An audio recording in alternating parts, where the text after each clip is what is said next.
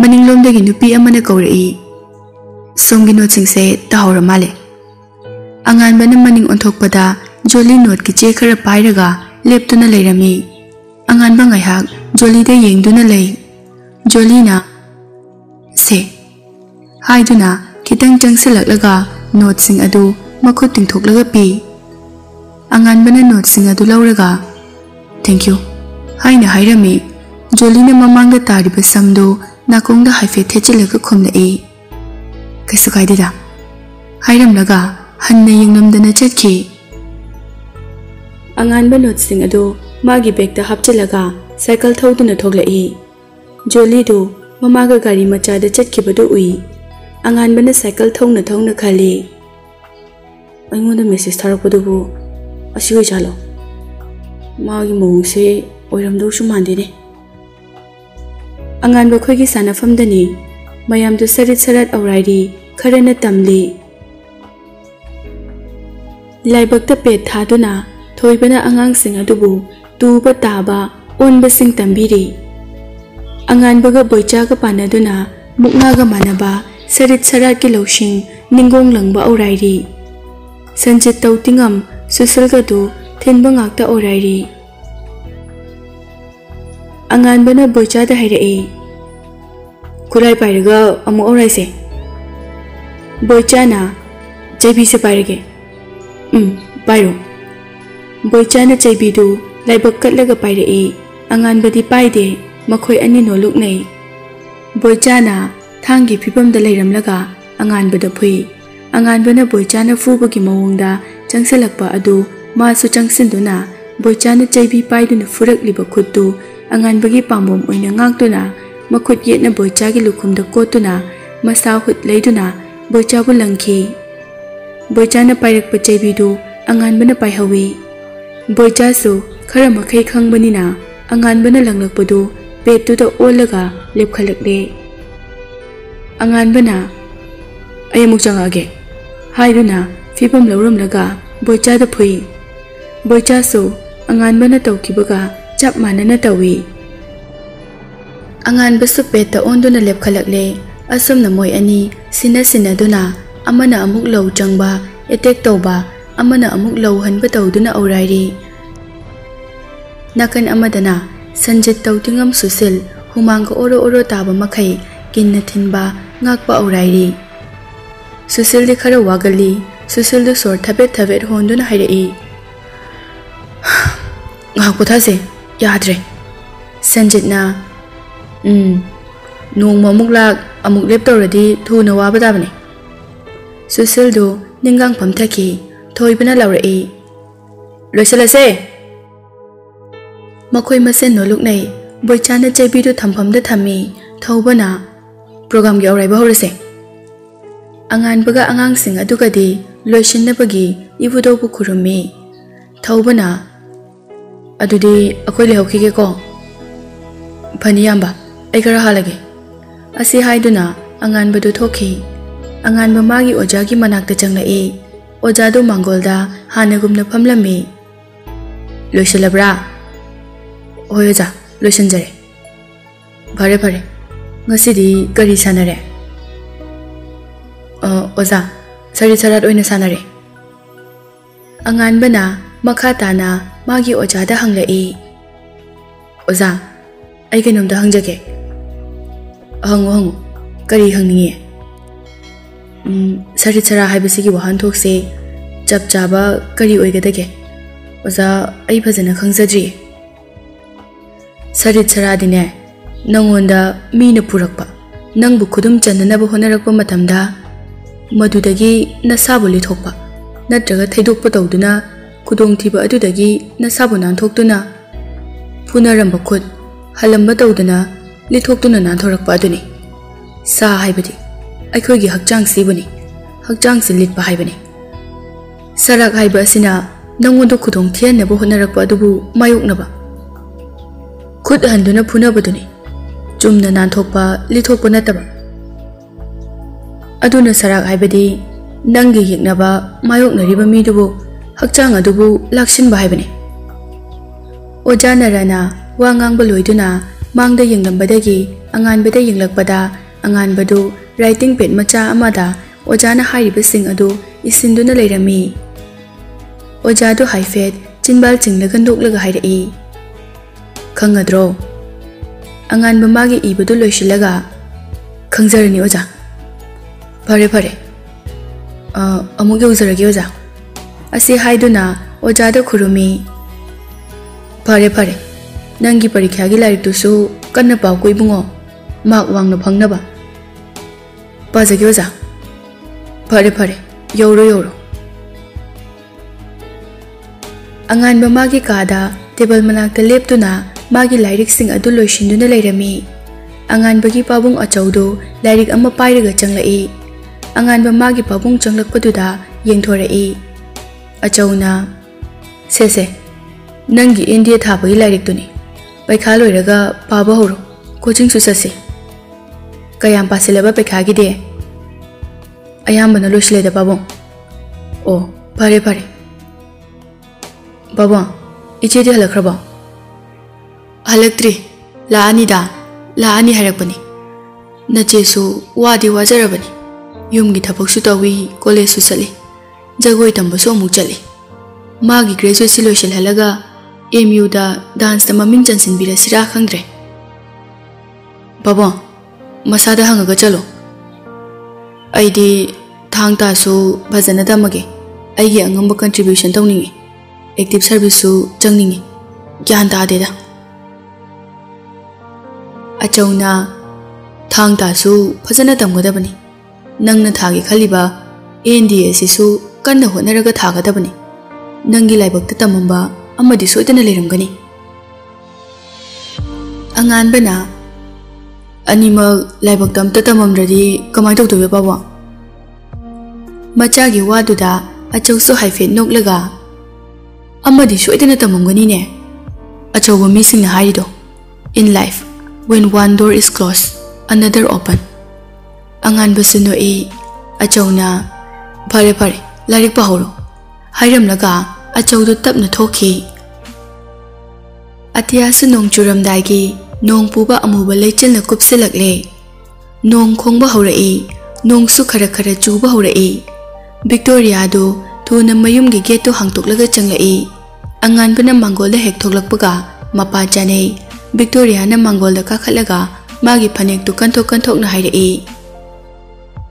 nong sisu matang chade he hojikta nuksa sabadubu nong hekta mangsilai anganbadu machegi wadu tabada macheda yenglambadagi nong mamliba atia da yenkhalai nong su haitharakle matamdi asumna hauki tuition su loikre anganbasu sanaba chatpasu lepe anganbadu sumangda nungshada leptuna leirami phone lakpa aduda furi khawdagi phone du lauthoi prakash oirami anganbana call du paikhatlaga kadore kaishu tawdi bungo maram letradi call torokpa yadabra lairik pabada yam disturb biraba asi haiduna machindu rep thitharai kadoragena sum hangjabani prakash amuk taptharaga hairai lairik paramira padeda sumangda sumle paga leramani as aidi ko yadrene lairik amta changaktre kadoraba Lily do haram supadoini hojikti tuition ju loigre as metric da second year ka gi khalira gyan dadre masak to sum ulai rehaba angan bana mock test numita hairo prakash to harauna chumine mock test haibe yaine mapaga lakmina doiramni hairo aduda khangde aidi hairani aduga lairik paba yanaba tameko ai iru jokige okay badi haiduna phone adu thamnai anganba imungda changki mock test numitni school ama wairaga test adu tawbani mahairoi mayam mama mapaga loinana laknari marang yamna langi anganba Vicky Debchan Sarip Paikhomba Prakash pulab school campus to da changai Vicky na si school sidai pachana chawi hai ko yeng duna hairai Anganbana Nudina Tantalakbra Debchana Aiga Biki Gadilakmine Saribodi Mapana Tilakone Paikombana Akoidi Auto the Nilaise Wari Sana Sana Duna Sumchangla E Aduga Roll Thetpagi Borta Mayam Yengnari Paduda Moisu Changsin Duna Yengi Mangaka Insin Duna Yengi Debchana Biki Anganba Akoi ahum di punna tare class 10 bida Prakash na akoi ahum gisidi Oh sarib akoi ni pule 10 eda Paikhomba na as aidi thanda tare ne bitti ba Makoi ahum do roll yengpamdagi thoglakpada Lily hoido beranda da chatpa urami Paikhomba na hairei as Lily ki khupaza se school dress tana heline Sarip na exam ya sida thok pasan tawi he hai horo ngasidi mapa ga salamgani punna khangna na ba asi haiduna mayam du pulap oina no e angan bana sum yenglakpada Jolly do mathanta gate ta ki changlakpa ui Jolly ne school dress set pa ngasina ahan ba ubani nahan makhai khongrau ga skirt ka set pa sum ukibadagi ngasi school dress ta phanik shetlaga masam ga phajana semlaga lakpa aduda lemna phajai angan badu ngai hak yengi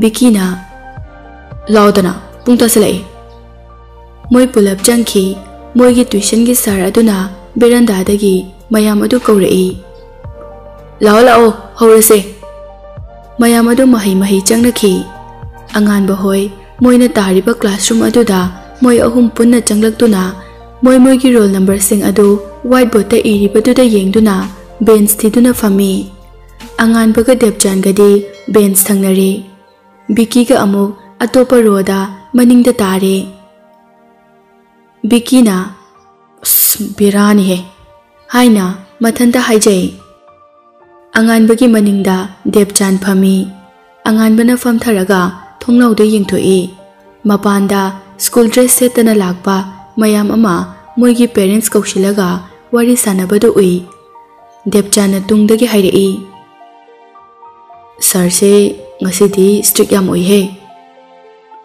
Angan ba Debchana hairakpaduda Debchanda haifet yenglaga haifet noklaga amu thongnauda yengthorakpada Jolly do asomna kan amagi beranda da classroom yenga chatpadu ui Angan ba munna yengi Jolly do classroom amagi thongjilda magi bag to thanamlaga column pencil scale exam board pairaga changki Oja changlakpagi mayam lepkhatna ba ado angan basu classroom da amuk mamai onsilaktuna lepkhati Oja nupa amaga nupi amaga changlai sar aduna hairei phamo mahiroi sing adu phamthai Oja ani duna bench mathang chattuna question paper ga answer sheet ka yelai yenba loiraduna sar aduna hauro hairakpagi mahiroi sing adu iba haukhre Debchan question paper du yenglaga tumina hairei phache board exam nungairani mahiroi sing adu